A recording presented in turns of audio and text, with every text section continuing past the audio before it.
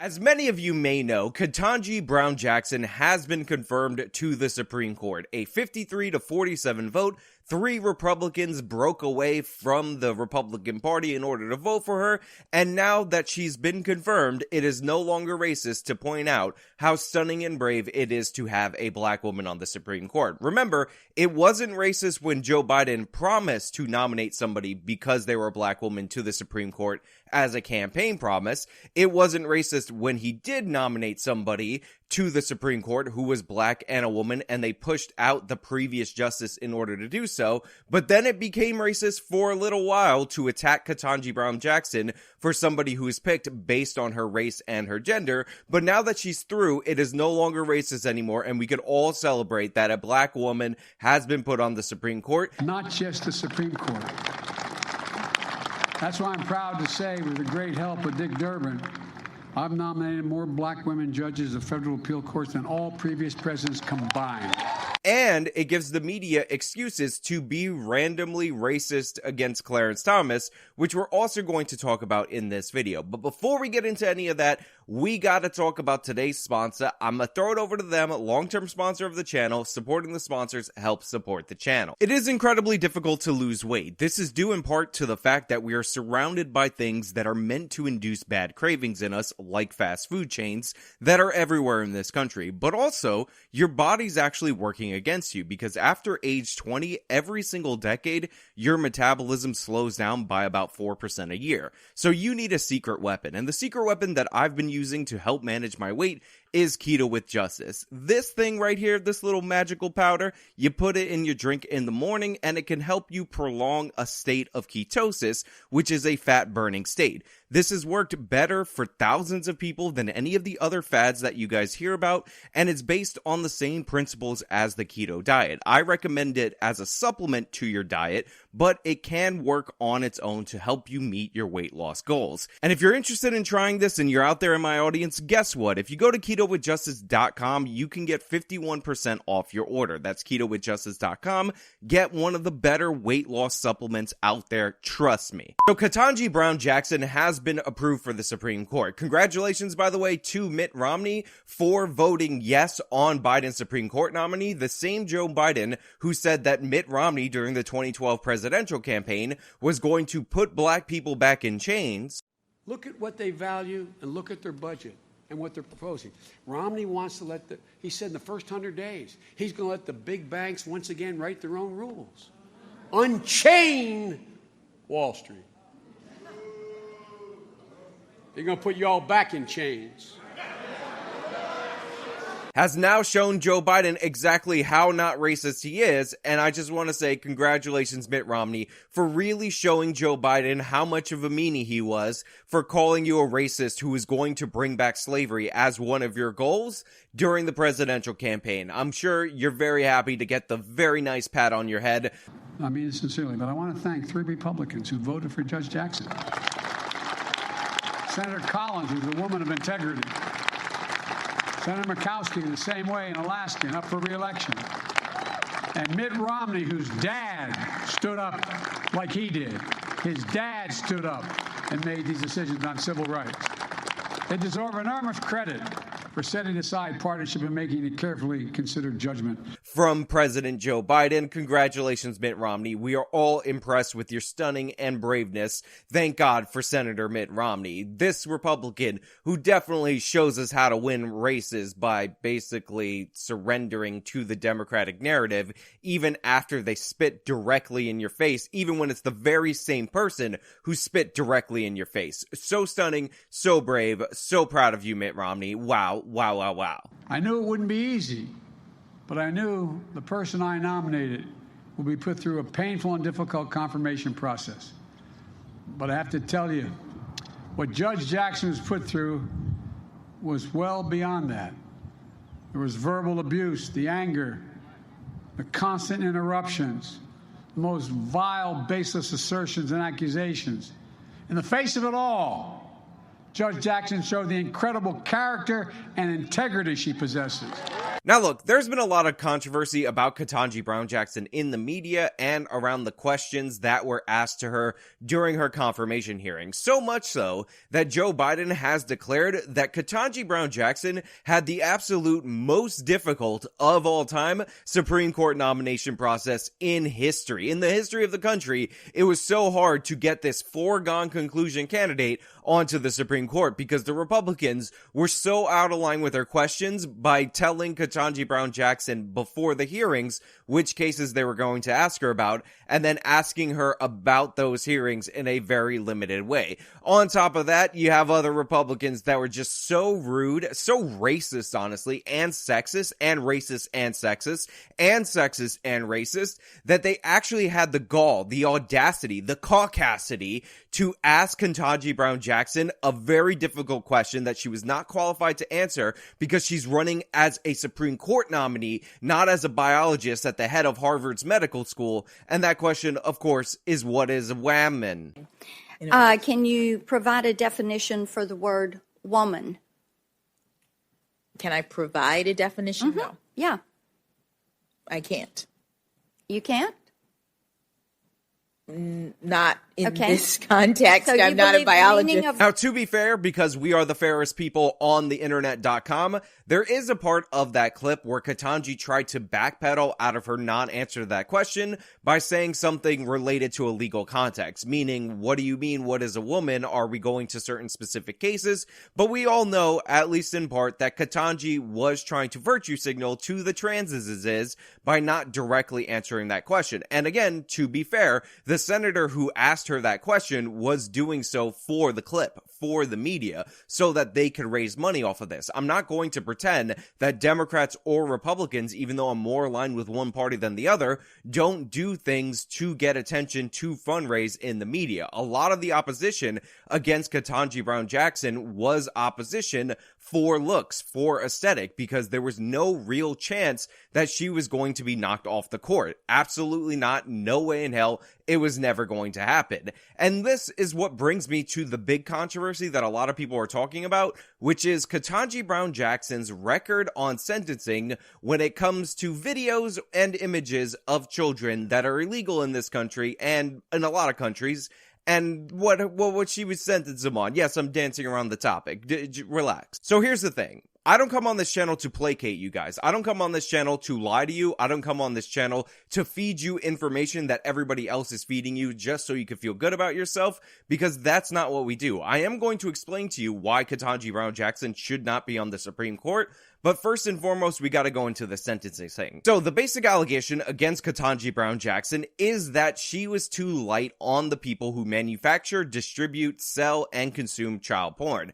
And Ketanji Brown Jackson's argument for why she would give sentences lighter than in the sentencing guidelines is that essentially the laws that they're dealing with were passed pre-internet, so they were meant to or intended to go after somebody who was more participatory in the process of procuring, distributing, and consuming child pornography. That is the issue at hand.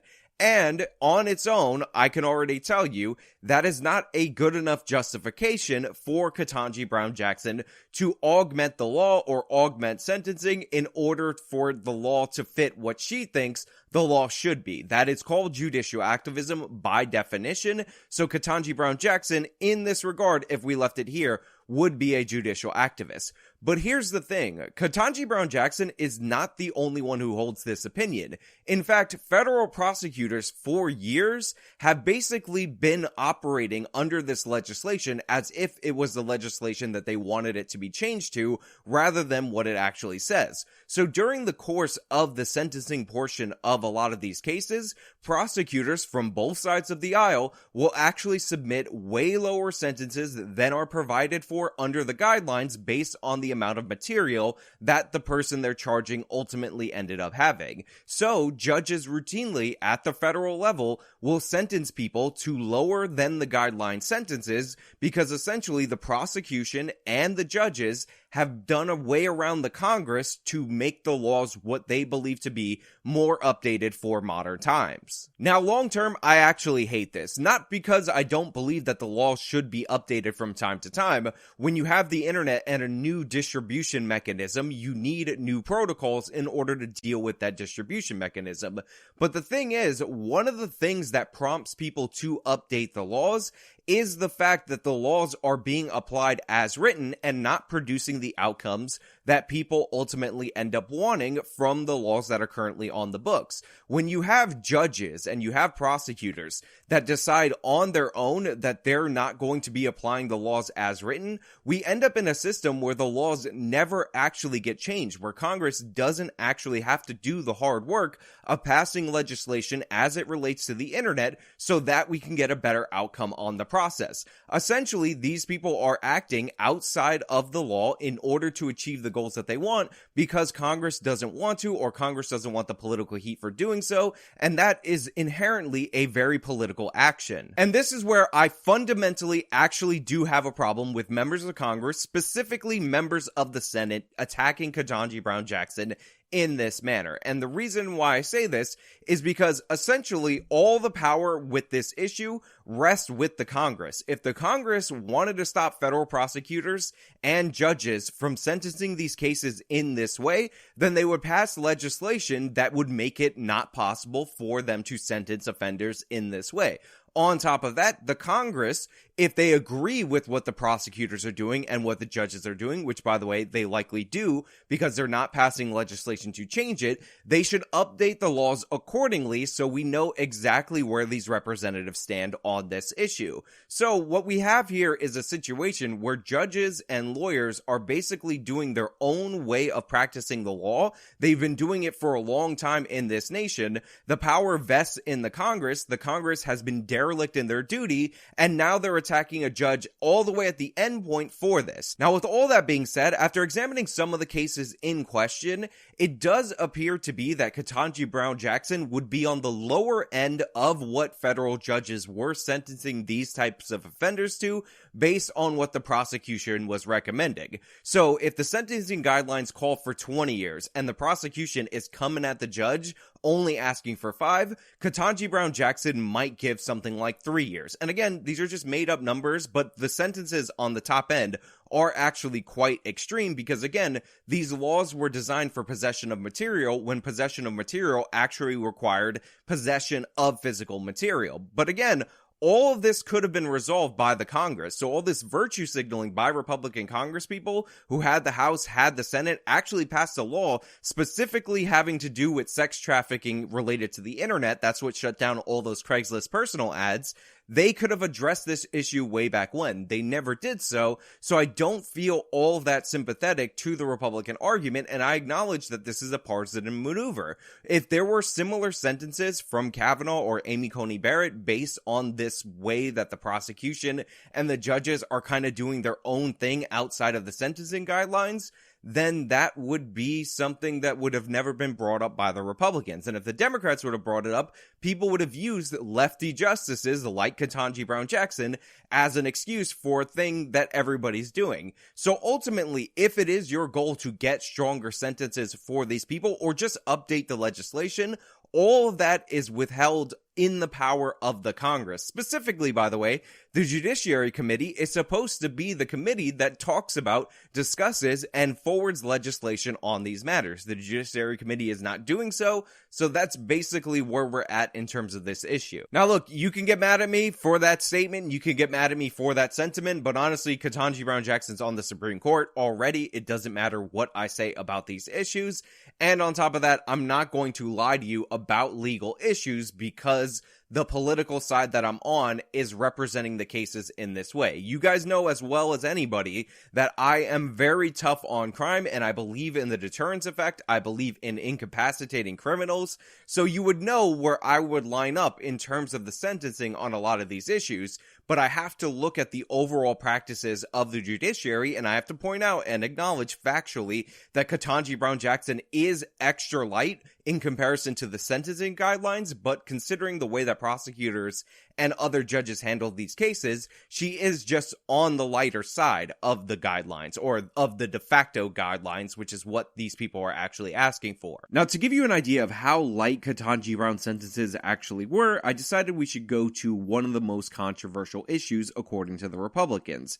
And this, of course, is the case of 19-year-old Wesley Hawkins. Now, he was 19 at the time, he's much older now, but when he was 18 years old, Wesley decided it was a good idea to upload 5 videos to YouTube.com, this wonderful website right here, of prepubescent boys doing things that are not only inappropriate for YouTube, but inappropriate for the law. This caught the attention of the FBI. An FBI agent reached out to him and started a correspondence, and through the course of the emails, the FBI agent was able to get Wesley to send the agent 2 additional videos that were illegal in this same way. Wesley was, of course, eventually arrested. He pled guilty to all the counts, and there is some information about maybe Wesley was helping the authorities in order to catch who was distributing the material.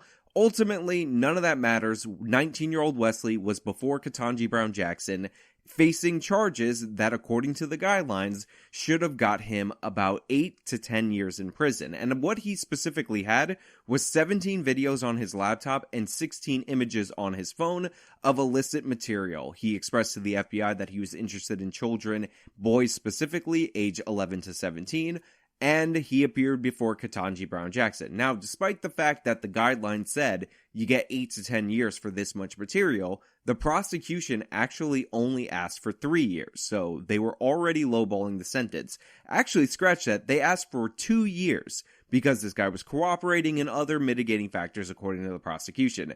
The defense, for their defendingness, asked for 1 day, because they were like, listen, he pled, he cooperated all the way, gave information, could lead to other arrests, whatever, give him 1 day. Also, they did this weird defense that is super questionable, except for the fact that they're defense attorneys, so they have to advocate for their client, where they said that he wasn't really a pervert, he just happened to be a guy who grew up in a religious household who was discovering his sexuality. Nothing weird about it, don't worry. So Ketanji, in response to the 1 day request and the 2-year request, ultimately ended up giving this kid a sentence of 3 months. Now, he had to do some other stuff. We're just talking about the jail time now, supervision and all that. That was all in there. And in 2019, Ketanji actually modified the sentence to add in more surveillance because they were worried about him reoffending allegedly. Now, some Republicans speculated that he did reoffend, but this part of the information is sealed, and a lot of this case has sealed information, so it's hard to get a good grasp on it. And it appears from an anonymous leaker at the probation office that they asked for it because through the therapy sessions, they found out that yes, he is still attracted to boys in this age range. It was not him discovering his sexuality like the defense comically throughout. Now, if you read Ketanji Brown Jackson's reasoning for this case, essentially she was saying it was a first-time offense, he didn't appear to be a part of a bunch of communities to procure this material, and he cooperated, so she gave him a light sentence in the hope that he was being rehabilitated. Now, Ketanji, today, has no answers about this case that are of any use. She dances around the topic, and when asked why she added the extra surveillance in a hearing, she played dumb despite the fact that the senators put out the cases that they wanted to talk about in the public beforehand. I can respect Ketanji Brown Jackson giving a lighter sentence on an issue that's so sketchy because she's essentially attaching her name to this, and if the outcome's bad, it would look really bad on her. But what I can't respect is her unwillingness to defend her reasoning as a judge. She's the one in the room. She's the one who saw this kid. She's the one who read his letter. She's the one who he threw his mercy onto the court in front of. So she should be able to tell us why she made this decision better than the fact that prosecutors recommended a lower sentence, the defense recommended almost no sentence, so she decided to do a little more than almost no sentence. That's what I can't stand. Defend your philosophy. I don't mind a judge that would take a risk based on what they believe using judgment, but you gotta be able to defend it, especially when you're going on the Supreme Court. Now, with that being said, the fundamental issue with the forwarding of the nomination of Ketanji Brown Jackson is, has, and will always be the justification from the left for nominating Ketanji Brown Jackson. And that is that Ketanji Brown Jackson brings a unique perspective based on the fact that she is a black female to the Supreme Court. Identity politics doesn't rule everything. It's important to have an African-American female perspective if it generally presents and represents that perspective, right? And that might sound perfectly fine in terms of representatives in Congress. There are areas that are largely black, and they should have representatives that represent their values. That's what the House of Representatives is for. However, that's not what the Supreme Court is for. The Supreme Court is supposed to interpret the Constitution and apply the laws equally. The Constitution says what it says. The Constitution means what it means. It doesn't say something different if you're a black woman. It doesn't say something different if you're disabled. It doesn't say something different if you're a trans, non-binary, other-kin midget. That's not how the Constitution works. So the idea that she's bringing this unique perspective to the bench based on the fact that she's taking something with her that's not the Constitution makes her unqualified to be on the Supreme Court. And that applies to absolutely everyone. Now, comparatively to the other left-wing justices, she's essentially the same as the other left-wing justices. The Democrats don't nominate people that don't believe the same things. They hit it out of the park on their court nominations every single time. Republicans have a history of nominating people to the Supreme Court that slowly over time, or sometimes gradually, or sometimes even immediately, move dramatically leftward toward the other side of the bench in order to implement Democratic policies. There are no such instances in recent history of left-wing nominees becoming more conservative over time, which means that Ketanji Brown Jackson's black female face on the Supreme Court is just her being the mascot of the ideas that the left is already trying to forward. And there's a very good reason that we know this, because there is a black court justice on the Supreme Court right now, one of the longer serving justices on the Supreme Court, and that of course is Clarence Thomas. And as Ketanji Brown Jackson has made her way through the nomination process, we started to see incredibly vicious and disgusting attacks on Clarence Thomas, specifically attacks that label him somehow less of a black person than Ketanji Brown Jackson. How Clarence Thomas doesn't know anything about the black experience, unlike, of course, the wonderful, stunning, and brave Ketanji Brown Jackson. This is outright stated by Cenk Uygur over at the Young Turks, and I want to review this idea just to show you how what the left is looking for is ideological hegemony, not actual representations of experiences on the Supreme Court. Identity politics doesn't rule everything. It's important to have an African-American female perspective if it generally presents and represents that perspective, right? But obviously Clarence Thomas is on the Supreme Court and he doesn't represent anything near the majority African-American opinion in this country. He's, in fact, very, very far from it. He might be the furthest away from it. So there you have Cenk saying that unlike Ketanji Brown Jackson, Clarence Thomas doesn't represent the black opinion, the black perspective in the United States of America, and he actually might be the furthest away from the black experience because he's a black guy that disagrees with the left, thus making him the greatest sinner among all the sinners amongst the left. But here's the thing, what is that based on other than the fact that Cenk doesn't like when black people are conservative? What is he talking about in terms of Clarence Thomas being the furthest away from the black perspective? Have you ever looked into the background of Clarence Thomas? Any of you people out there on the internet.com. It's absolutely fascinating, and when you compare and contrast it to Ketanji Brown Jackson, you will be startled by how the left fundamentally lies about absolutely everything. Because if you were to look at these two people's experiences and identify which person had the more authentic black experience, whatever that means, or truer to the majority black experience, the answer would be unbelievably obvious and stark that, of course, it's Clarence Thomas. Let me give you a perspective on Ketanji Brown Jackson's background versus Thomas's background. So Ketanji Brown Jackson's parents both graduated from historically black colleges. After graduating from these colleges, these guys took jobs in public schools and education and basically worked there throughout their entire lives. Ketanji Brown Jackson grew up incredibly comfortable comparatively to the general black population, and she did quite well as her parents had job security and were able to put her through Ivy League institutions, which, by the way, she graduated that on her own. Just because your parents provide you with opportunities doesn't mean that you automatically take advantage of that. But essentially, Ketanji Brown Jackson was groomed for success, was groomed for this role.